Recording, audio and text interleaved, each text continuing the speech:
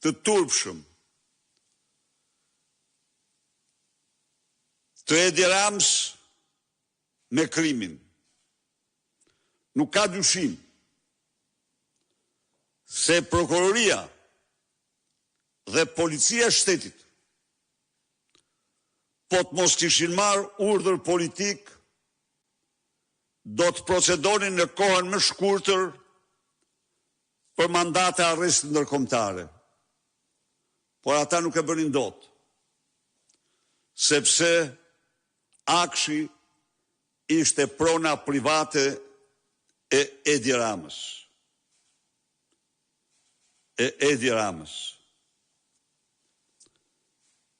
Këto janë për masat e mafjes më të rrezikshme në Europë, që kryesohet nga Edi Rama.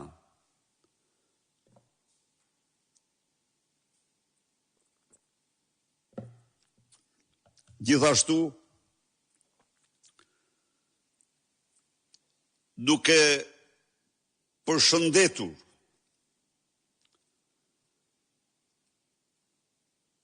protestën qytetare popullore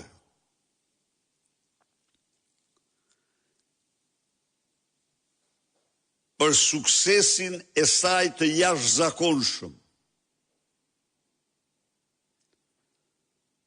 si lëvizja qytetare më e fuqishme dhe e gjatë e kontinentit. Si lëvizja qytetare në të cilin çdo i ri dhe çdo qytetar dëshmon sakrificën e tij të madhe që e bën për vendin e tij dhe qytetarët shqiptar.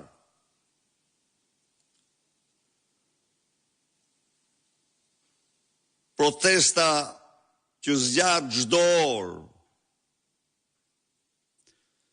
është një thirrje në ndërgjegjen e çdo shqiptari që don Shqipërinë.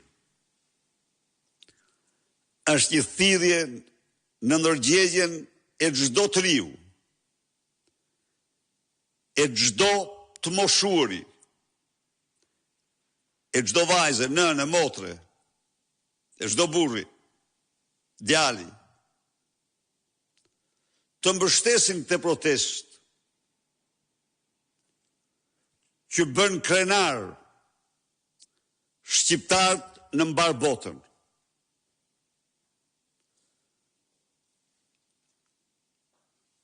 Ata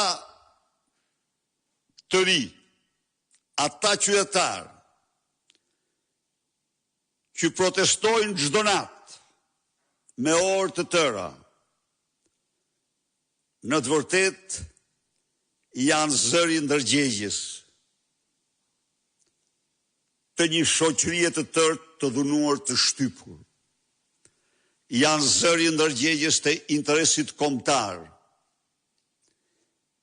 Janë, përfaqësojnë sakrificën e vërtet qytetare dhe rinore për liri dhe dinjitet njerëzor dhe kombëtar. Ndaj dhe ftoj çdo demokrat e demokrat, çdo mbështetës dhe mbështetëse të Partisë Demokratike, por dhe çdo qytetar shqiptar në Shqipëri dhe në Europë, në botë, kudo që ndodhen, të mbështesin me të gjithë mundësitë e tyre këtë protestë që bën krenar çdo njeri që i thot lirisë liri dhe dinjitet njerëzor. Faleminderit.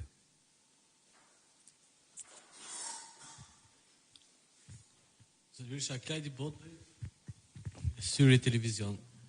Ju folët për arrestimin e zotit Ermal Beqiri në Francë, ndërkohë ajo arrestua ose u kap le themi rastisht të shtunën dhe lajmi doli të martën nga një media franceze. Ndërkohë disa orë më vonë policia e shtetit rreth mesnatës nisi një lajmërim për të konfirmuar arrestimin e tij, ndërkohë që ishte arrestuar deri të shtunën. Keni një koment në lidhje me këtë të policisë shtetit, duke qenë se në raste të tjera të paktën ka një lajmërim në një kohë më të afërt, pasi bënte procedurat e konfirmimit të personit mes dy vendeve. Dhe pyetja e dytë, duke u ndalur tek deklarata e djeshme e zotit Bardhi, i cili tha do të çojmë në gjykatën kushtetuese marrëveshjen e UAS me Shtetet e Bashkuara të Amerikës për mbrojtje. Ndërkohë sot ministri i mbrojtjes e cilësoi qëndrimin e Partisë Demokratike si të papranueshëm dhe tha se procedura nuk është antikushtetuese.